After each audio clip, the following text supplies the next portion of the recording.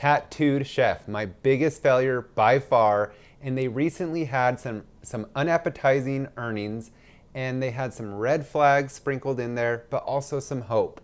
This is my biggest investment failure of all time, and long story short, as a new investor, I followed a guy on YouTube called Jeremy. His channel was financial education. I follow him no more. He seems to pump up speculative small cap stocks, and almost all of them ended up being horrible investments.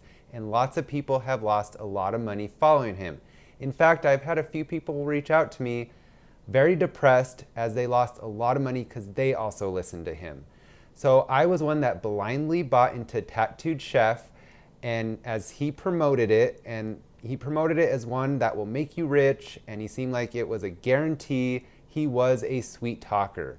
Now, this was before I got smart and created my own strategy, practiced patience, and all the other quality things I do now and share on my channel that have helped my portfolio big time.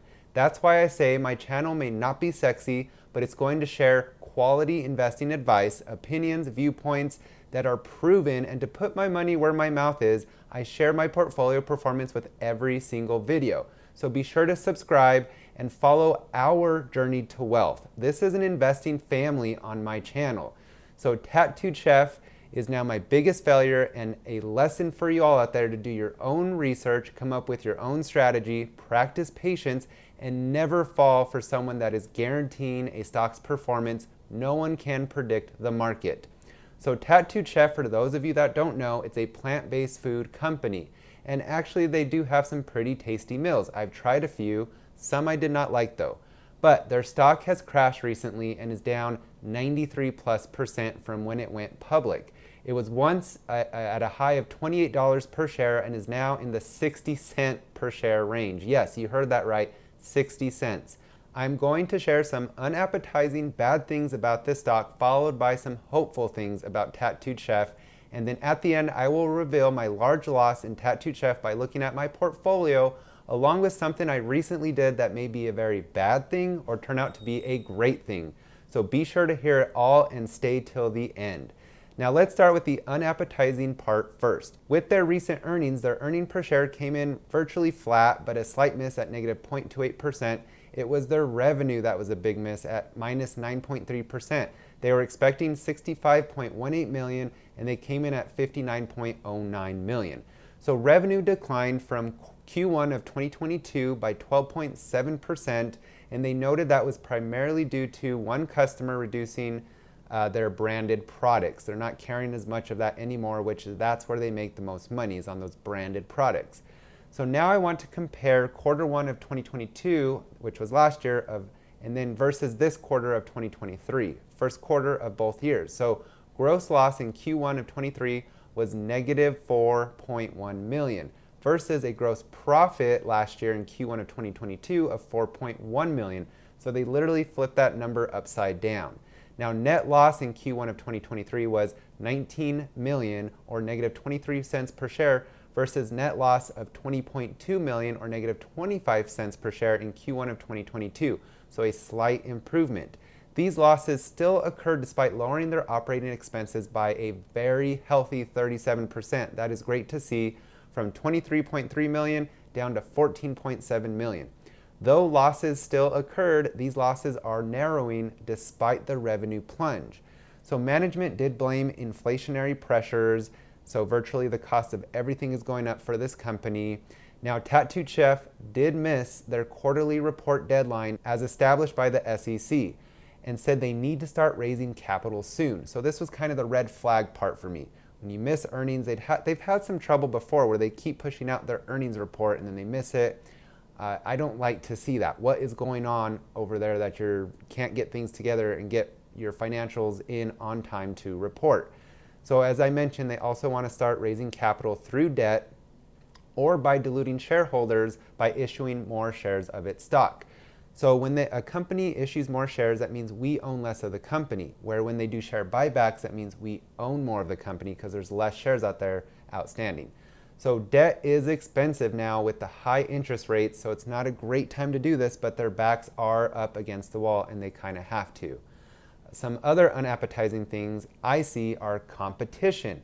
The competition is fierce out there. You have small companies like Amy's, which is very popular, to large branded companies that have a lot of frozen meals out there as well to compete. Also, they noted that 2Q of 23 could be affected by an operational disruption at a cold storage vendor that's impacting certain delivery schedules. This seemed to have been resolved, but it will do a one-time hit in that second quarter of 2023. Now, the outlook for revenue is expected to be between 200 to 205 million compared to 231 million in 2022. So that is a decline in revenue. And again, a lot of companies, even high quality companies, are experiencing revenue declines in this economy.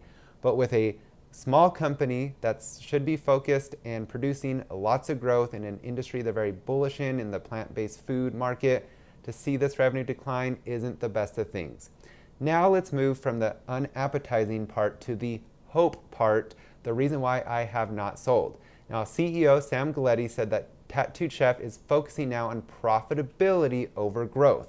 I agree with this direction as it will provide the foundation to grow if they become profitable. It's hard to grow if you're continuously posting losses. It works against you. So I like seeing this.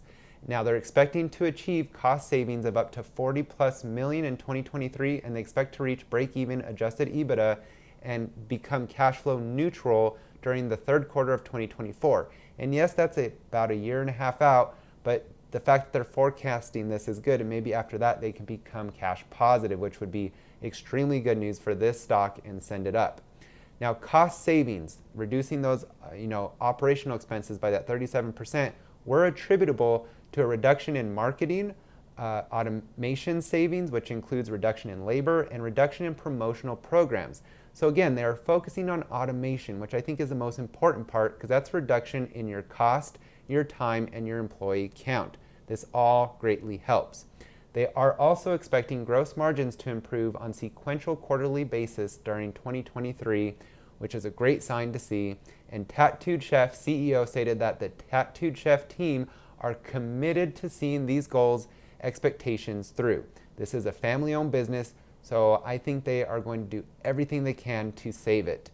Now, some other hopeful things are they have new product launches. They have oat butter bars at select retailers, but more exciting to me is they have grain-free tortilla chips coming to Targets soon.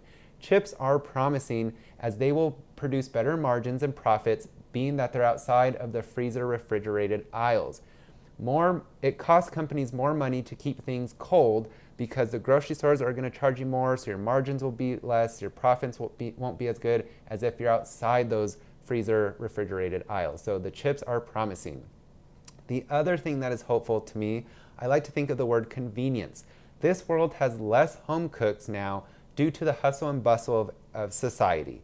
There's no more moms and dads that are passing down their cooking traditions, or at least there's not as many, and therefore more and more people will make pre-packaged or simple to make meals over time as cooking, which cooking is not microwaving or warming something up in the oven. I'm talking about cooking from scratch. It's a dying art. And I think we've seen it grow and it's going to continue to grow where people just are dependent on these pre-cooked, easy to prepare meals. So that's something that is hopeful to me as well. The last thing that is hopeful is I went to Costco this last weekend and saw an increase in Tattooed Chef products. They have more volume and they have more SKUs, and so this was a great sign. And I saw people putting products in their carts. So I think this could result in better earnings over the next couple quarters. So that was very promising. So now that we went over the unappetizing and the hopeful parts of their earnings, I just want to give a few thoughts before we go into something that could be good or bad that I did. So will consumer demand for plant-based food products and alternative meat options increase over time? I say yes for the plant-based food, but I don't think so for the meat alternatives. I think people want to become healthier by increasing vegetable intake. I think that will increase over time, and Tattooed Chef offers a convenient way to do that. But regarding meat alternatives, a lot of negative content from health experts has come out lately, noting that all these extra ingredients and preservatives aren't that great for you. So yes, on one hand, it's a way to attract meat eaters to say, hey, we have something that looks and tastes like pepperoni, but it's made from plants. But on the other hand, if you want plant-based foods, you don't want them altered into a meat form.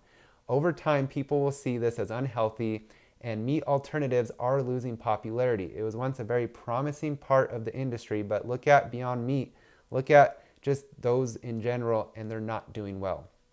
So now onto my portfolio, where I'm going to reveal my Tattooed Chef performance and the good or bad thing I did. You'll be the judge of that. So here's my portfolio performance. Again, I share this with every single video. Be sure to subscribe if you like this transparency and this content. Let's just look at Tattooed Chef right away. It is down 92.12%. This is not easy to share with you guys. I would love to hide this, but I don't want to do that. I do want to be transparent. And so this is what I'm doing. I'm sharing something that is hard for me to say, to share, to show you guys, but that's what I want to offer, is the good and the bad. It's a well-balanced channel, and that's going to benefit you guys the most. So yes, heavily in the red with Tattooed Chef. So now my good, bad thing, again, you be the judge. My cost average on this stock was in the $14 range.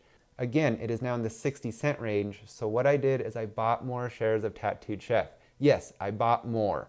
I bought $50 worth, and that cut my cost average in half, from the $14 range to the $7 range. So for $50, the price of a night out of entertainment, I got to lower my average by half, and I think that is a pretty good deal to position myself for the chance at a future turnaround. Now, my loss in Tattooed Chef is about $1,100, and it's at the 92% loss that you saw. So it's a lot of money, but it isn't a lot of money. It depends how you look at it. I know some people that put those, $10,000 plus into Tattooed Chef, and that is gotta hurt. So now I am trying to strategically get out of this, and so this is how I'm doing it. I'm buying now to, with $50, that's not bad to cut your average in half, and hopefully one day if the stock turns around, that'll just help me get in the green sooner, maybe take some decent profit, and carry on, shall they say. So in conclusion, I don't think Tattooed Chef is done yet. It's family run, and they are dedicated to its success. They are vertically integrated and are lowering costs and expanding outside the cold aisles. All this should add some help to their financials and earnings. So I think patience is key here. This company is at risk of going out of business if they cannot deliver on their promises, but I'm hoping for some good quarters in the coming years that will help get me out of the stock in the green, especially with my small stock buys in the 60-cent range that is greatly reducing my cost average. Plus, this is a tough economy for small businesses, and it can get worse, but when it gets better, I expect great improvement in Tattooed Chef. So I see it as the wrong thing to do to sell in these negative times. People have this tendency to sell when there's negative in the stock market and buy when it's high, right? People sell low and buy high, and you need to flip that. You need to think smarter and long-term as an investor. And when there's fear, that's the time to analyze and decide to buy, not to sell.